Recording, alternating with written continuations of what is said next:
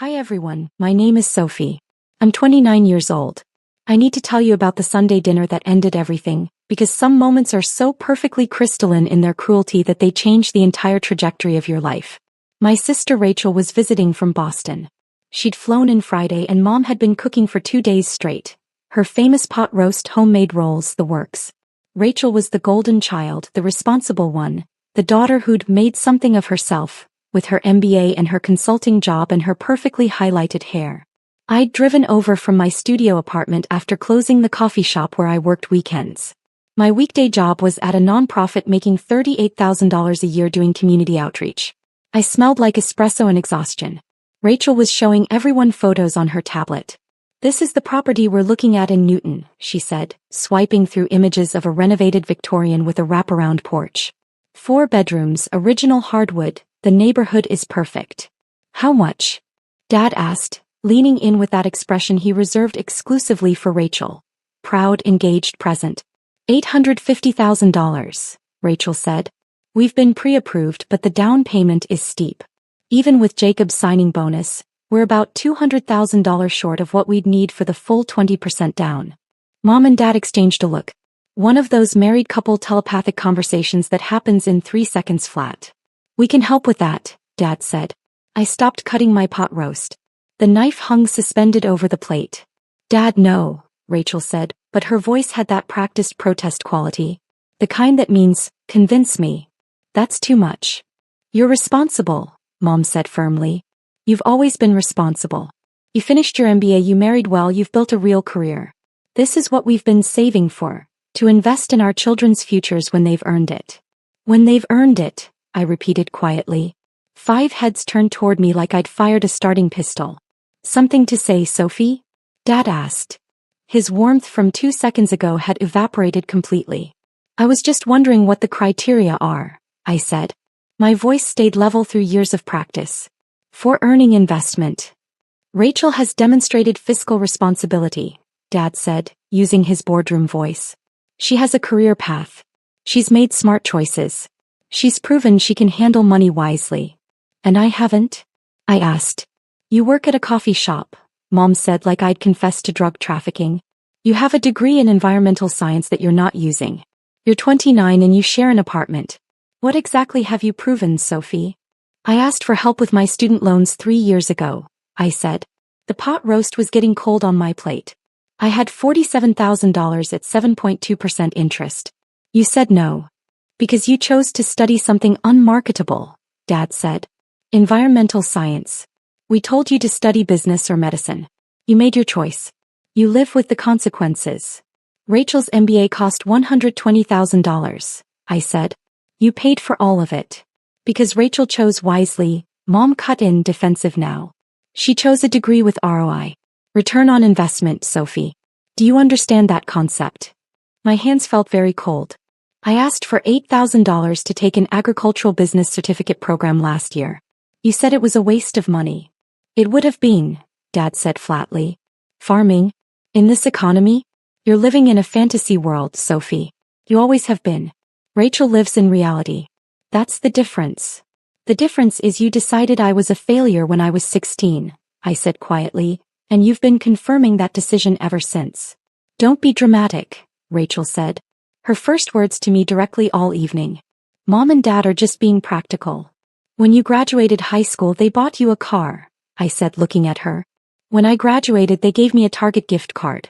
When you finished your MBA they took you to Italy. When I finished my bachelor's we went to Applebee's. You got an allowance through college. I worked 3 jobs. You're just jealous," Rachel said, and her voice had an edge now. "You're jealous that I made something of myself and you didn't." The room tilted slightly. Not metaphorically. The actual dining room seemed to shift. "You know what?" I stood up. My napkin fell to the floor. "You're right. I am jealous. I'm jealous that you got parents who believed in you. I got parents who've spent 13 years telling me I'm not good enough." "Sophie, sit down," Dad commanded. "You're making a scene." "I'm making an exit," I said. "Enjoy your $200,000, Rachel. I hope the house is everything you dreamed of." "You're being a failure right now," Mom said. "This is exactly why we don't invest in you. This attitude. This ingratitude." I looked at her for a long moment. Then I picked up my purse and walked out. The April air was cool and clear. I sat in my 10-year-old Subaru with 160,000 miles and I didn't cry. I didn't scream. I just drove. I drove to my apartment and I pulled out the file folder I kept in my closet. The one with my bank statements. $156,000 in savings. I'd been saving since I was 17. Every birthday check from grandparents. Every Christmas cash. Every paycheck from every job. I lived on $1,800 a month and saved everything else. My roommate thought I was broke. My family thought I was irresponsible. No one knew I'd been preparing for exactly this moment. That night I made 4 decisions. First, I changed my phone number. Second, I blocked every family member on every platform. Third, I started searching for farmland. Fourth, I scheduled a consultation with a therapist who specialized in family trauma. Jennifer Chen lived in the apartment below mine. She was 41, had immigrated from Taiwan at 19, and ran a successful catering business. She found me on the stairs the next morning with my laptop open to farm listings. "You okay?" she asked, setting down her grocery bags. I told her everything. The dinner. The $200,000. "You're being a failure right now."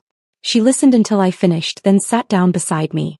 "You know what my parents told me when I said I wanted to cook professionally? That I was wasting my education. That I should be a doctor or engineer.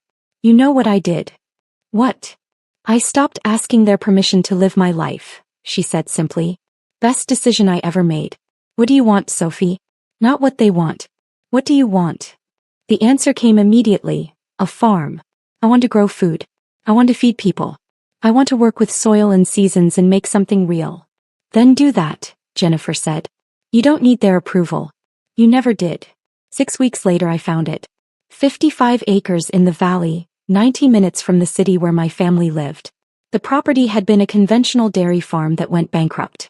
The land was depleted but recoverable.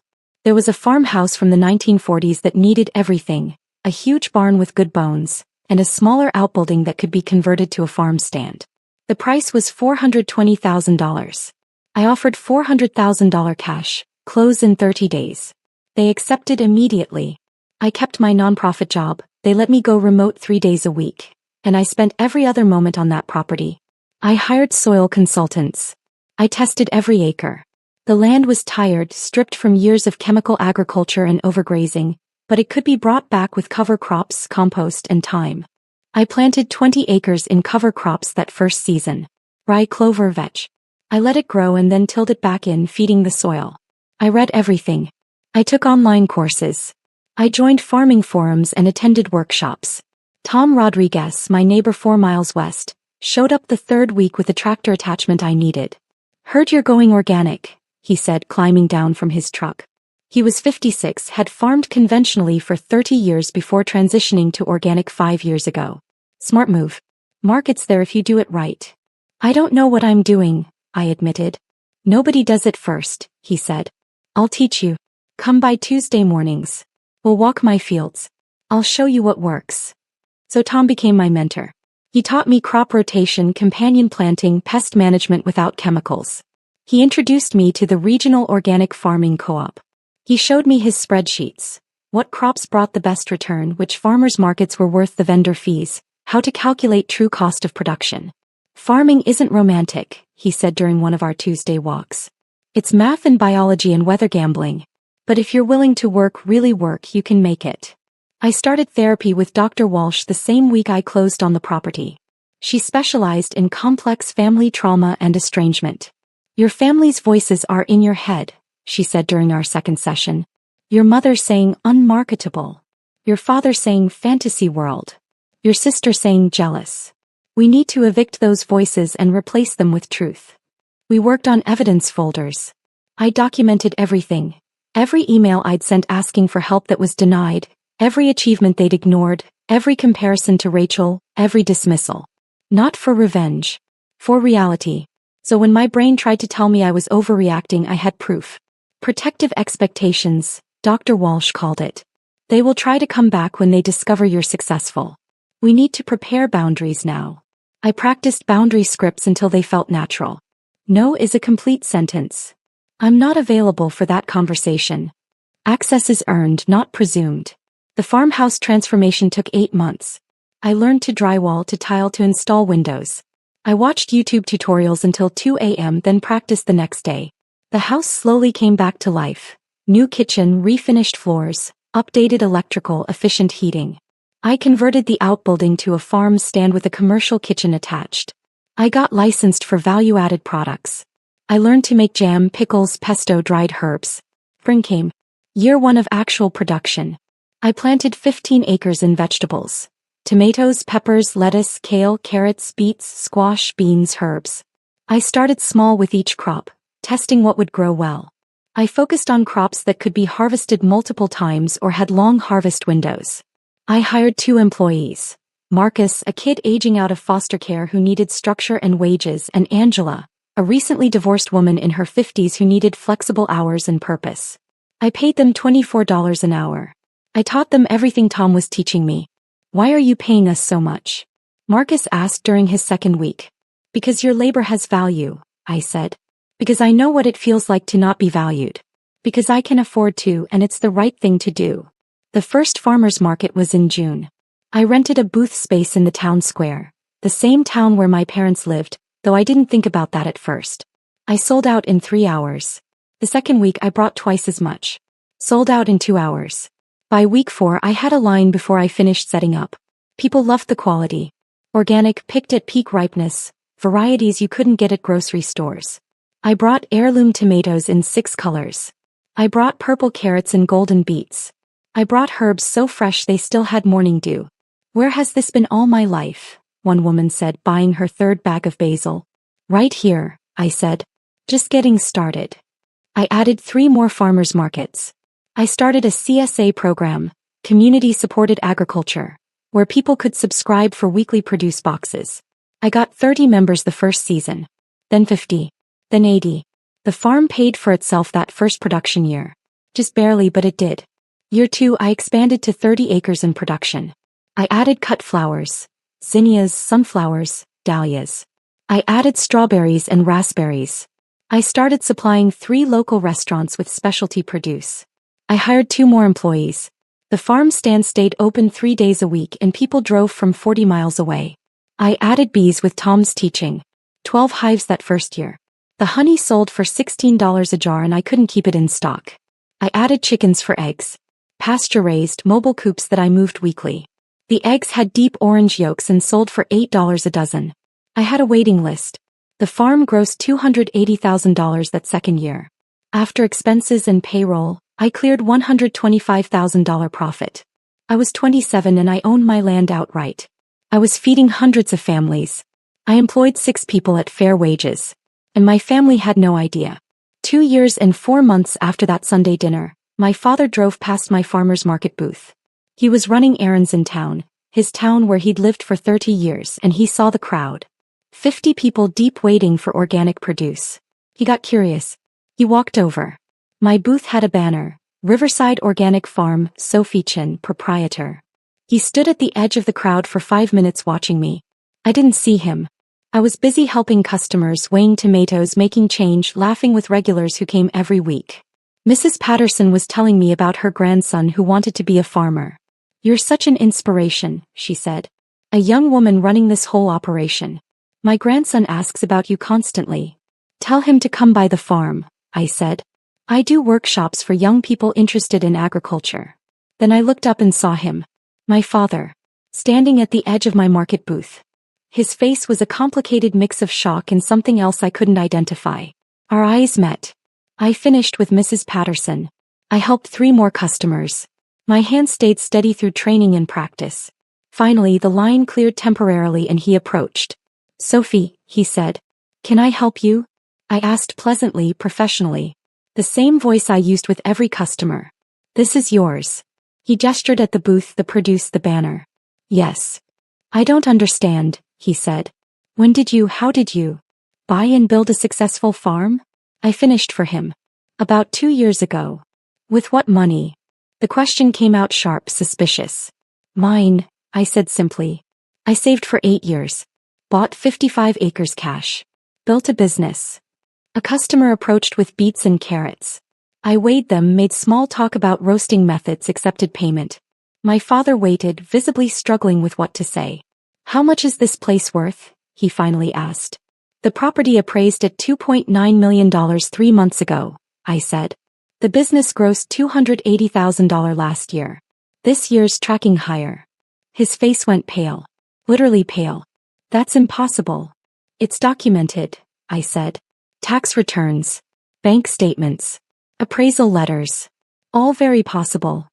Why didn't you tell us? He asked, and his voice had shifted. Softer. Calculated soft. Tell who? I asked. I don't have family contact. Sophie, don't be ridiculous. We're your parents. Are you?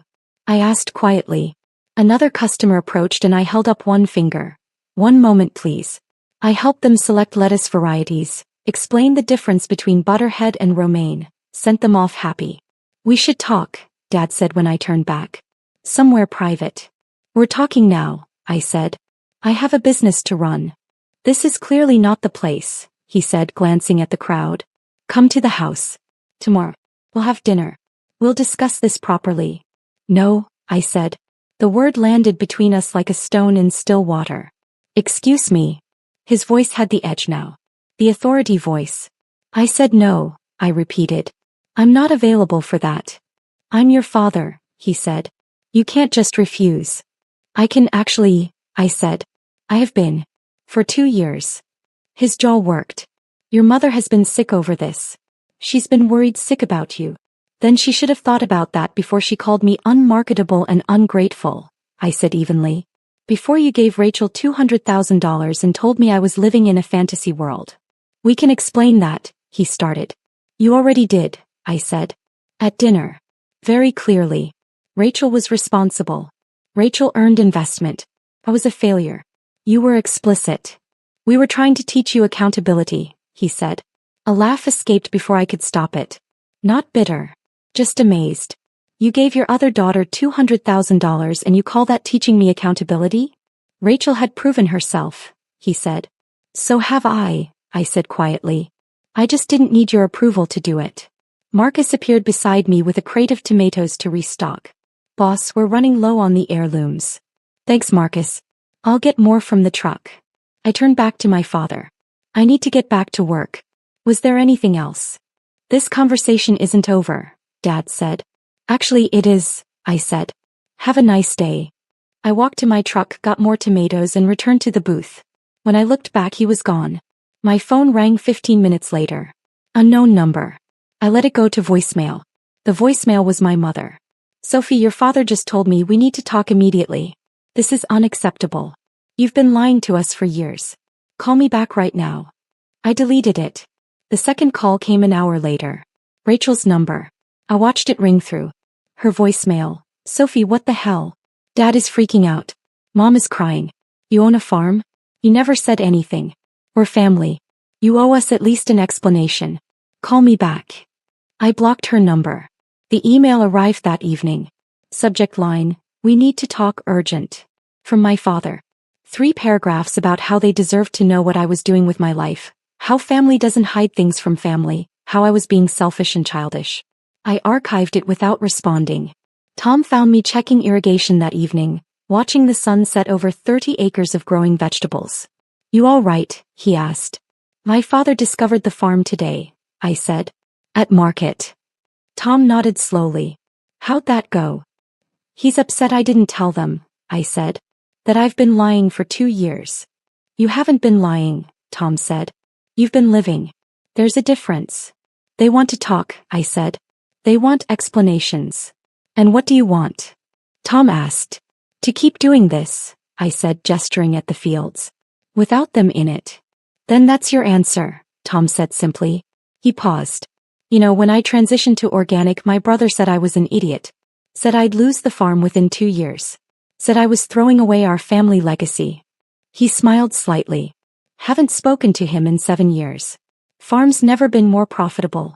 Sometimes the people who share your blood are the ones who can't see you clearly. The courier arrived 2 days later with an envelope. Inside, a check for $200,000 and a note in my mother's handwriting. For your farm expansion. We want to invest in your success. We're proud of you. We want to be part of this. Please call us. Love, Mom and Dad. I stood in my kitchen holding that check for a long time. Then I took it to the commercial shredder in my farm office. I ran it through until the numbers became confetti. I put the shreds in an envelope with a single sentence on my farm letterhead: "You can't purchase access." I mailed it back certified. The emails escalated over the next 2 weeks. My father sent a business proposal. He wanted to help me expand, offering his business expertise and connections in exchange for a partnership stake. I replied once: "The farm is not for sale. Do not contact me again." My mother sent long emails about family bonds, about how she'd carried me for 9 months, about how I was breaking her heart and couldn't I see how much they'd changed. I didn't respond. Dr. Walsh had prepared me for this. The guilt trips. The historical revisionism.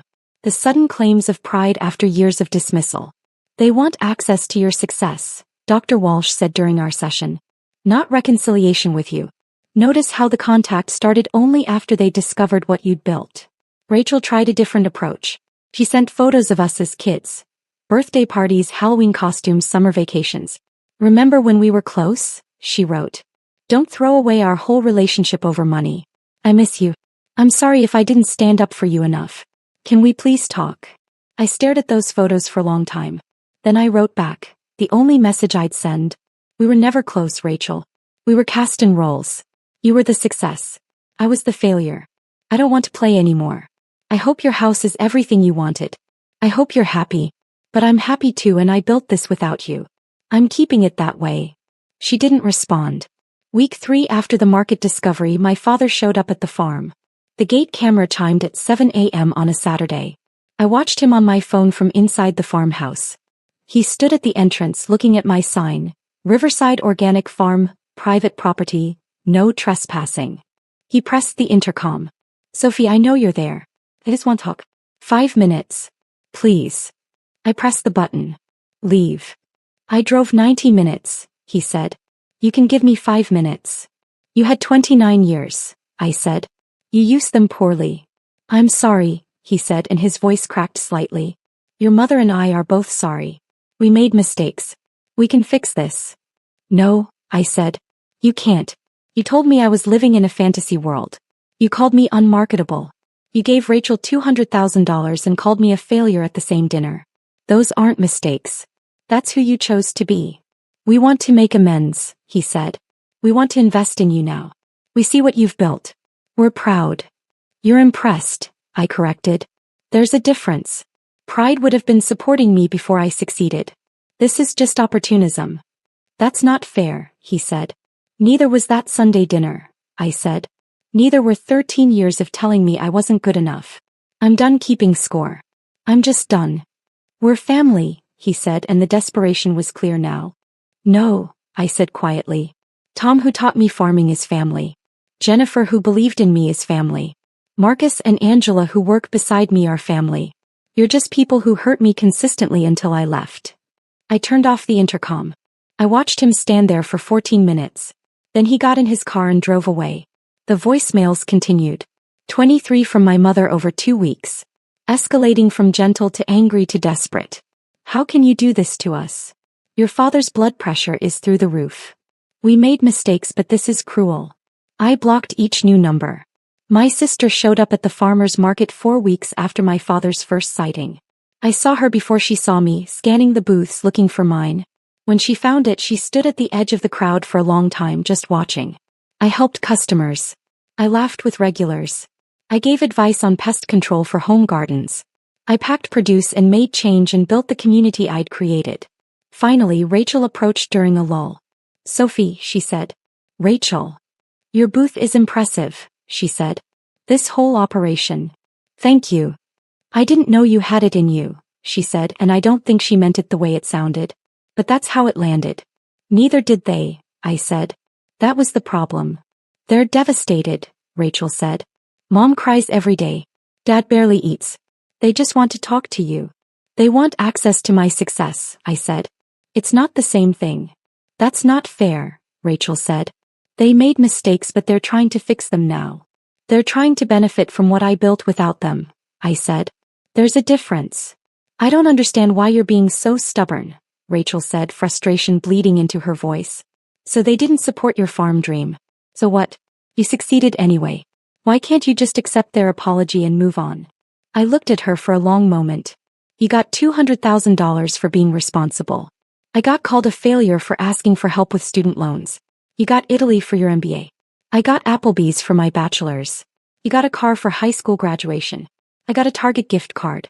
You had parents who invested in your dreams. I had parents who mocked mine. And you're asking me why I can't just accept an apology. You're holding a grudge, Rachel said. I'm holding a boundary, I corrected. There's a difference. I forgive them for my own peace. But forgiveness isn't reconciliation. It isn't access. It isn't a relationship. So that's it? Rachel asked. You're just done with all of us? I'm done being treated like I don't matter until I prove I do, I said. I'm done with conditional love. I'm done with relationships where I'm only valuable when I'm useful. A customer approached with questions about heirloom tomatoes.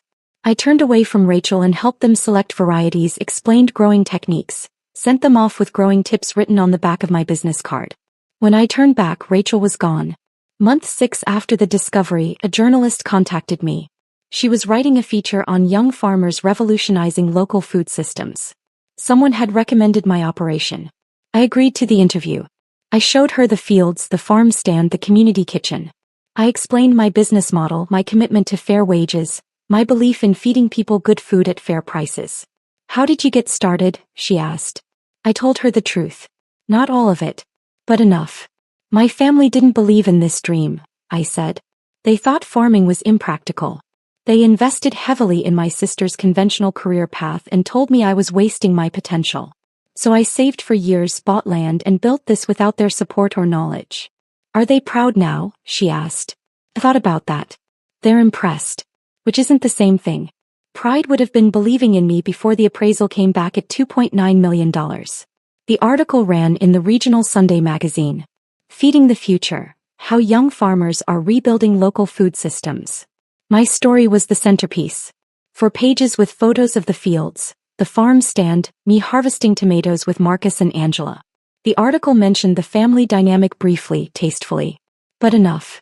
My inbox exploded with messages from strangers. This is my story too. Thank you for building something beautiful. Your farm gives me hope. My father sent one email after the article published. Subject: How could you? I didn't open it. I archived it with all the others. My mother left one voicemail from a new number. You've humiliated us publicly. Everyone we know has read that article. How dare you air our private family business? This is unforgivable. Then we're finally in agreement, I said to my empty kitchen and blocked that number too. Year 3 on the farm. 40 acres in production now. The business grossed $420,000. I cleared $200,000 profit after expenses and payroll. More than Rachel made with her MBA. Except I owned my land. I owed nothing to anyone. I employed 9 people at living wages. I added a farm-to-table dinner series, prix-fixe meals using only ingredients from the farm and neighboring farms.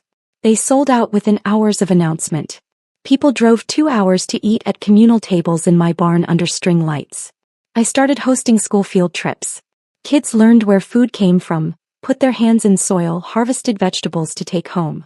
I charged schools nothing. It was an investment in the future. Marcus got accepted to state school for sustainable agriculture with a full scholarship. I never thought I'd go to college, he told me, crying. You showed me it was possible. You showed yourself, I said. I just gave you space to grow.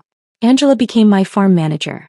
She'd learned every aspect of the operation and had a gift for logistics and planning.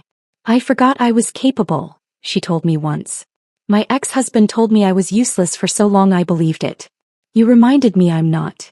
Tom and his wife became like parents to me. Real parents. They invited me to holidays. They gave me advice without judgment. They celebrated my successes without needing to claim credit. Jennifer and her family, she'd married since I'd known her, included me in their family dinners every Sunday I wasn't at market. Her kids called me Aunt Sophie. I taught her daughter Emma about growing herbs, and she kept a garden journal with careful observations. Why doesn't your real family come to visit? Emma asked me once. Because they're not part of my life anymore, I said honestly.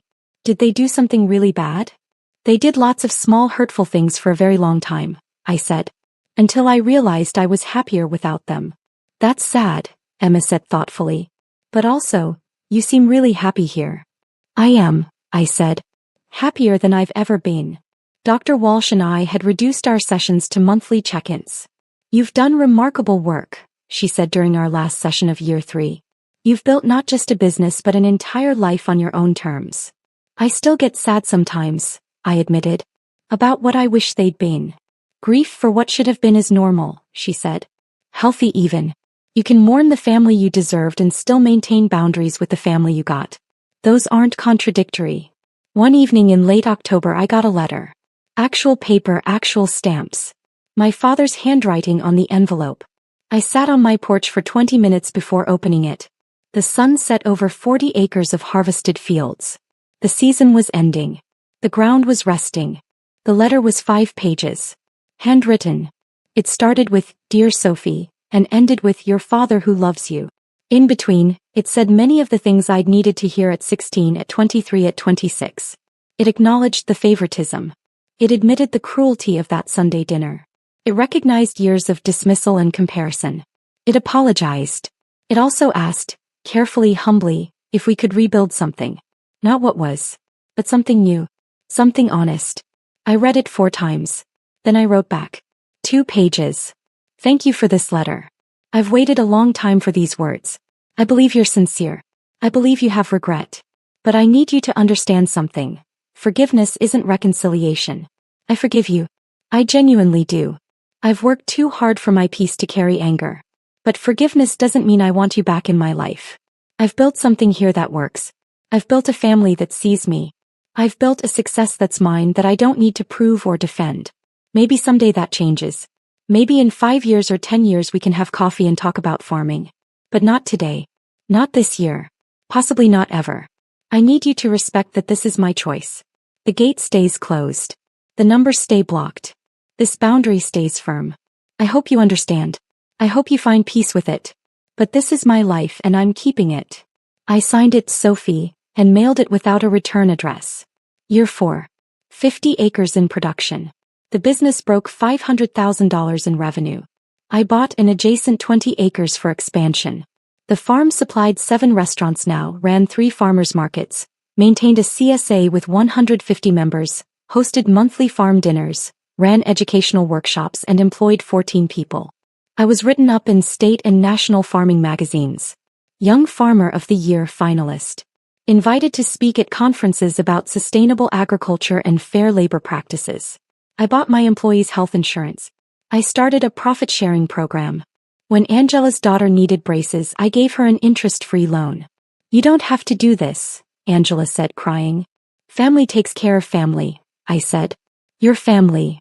Tom's wife got sick that winter. Breast cancer. I organized a meal train with the farm community. I hired extra help so Tom could take time off. I told him his job was safe, his wife's health was priority, everything else would wait. You're a good person, Sophie, he said. I'm trying to be the person I needed when I was younger, I said. My father sent one final letter that year. Brief. 1 page. I understand. I respect your decision. I'm sorry for everything. I'm proud of you, though I know I don't have the right to be. If you ever change your mind, I'm here. But I won't push. I love you, Dad. I kept that letter. I didn't respond. But I kept it. Rachel sent a Christmas card. Just a card. No note. Just her signature and love, Rachel. I didn't send one back. But it didn't hurt as much as I thought it would. My mother sent nothing. Maybe she was the angriest. Maybe she couldn't forgive my boundaries. Maybe she'd convinced herself she was the victim. I slept deeply anyway. Spring of year 5. I stood at the edge of my fields at dawn. 50 acres about to wake up for another season. The soil was healthy now, rich and dark and alive. The barn was full of equipment. The farm stand was ready to open. My employees were arriving for the season. Tom walked up beside me with coffee. Hell of a thing you built here, he said. We built it, I said. You taught me everything. I taught you technique, Tom said. You brought the vision. The heart. The belief that people deserve good food and fair treatment. That's all you. Jennifer's family pulled up the drive. They were coming to help with spring planting. Emma jumped out already wearing her farm boots. Aunt Sophie, can I help with the tomato seedlings? Absolutely, I said. Let's get started. My phone buzzed. Unknown number. I glanced at it. A text. Saw your feature in the Times. Congratulations.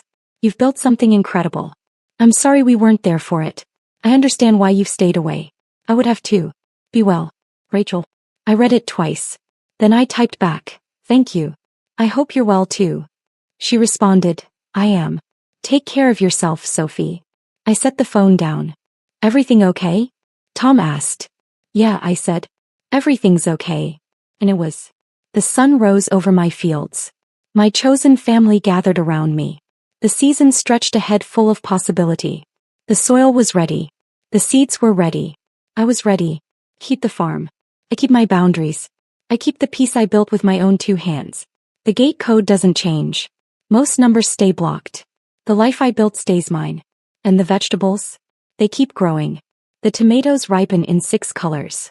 The lettuce fills hundreds of CSA boxes. The herbs season thousands of meals. I feed the town that my family lives in, and they never knew I was capable of it. Sometimes failure looks like leaving. Sometimes success looks like 50 acres of proof that they were wrong. I grew it anyway. I keep it anyway. I'm keeping it still. The land is mine. The business is mine. The peace is mine. And that's worth more than $200,000 could ever buy.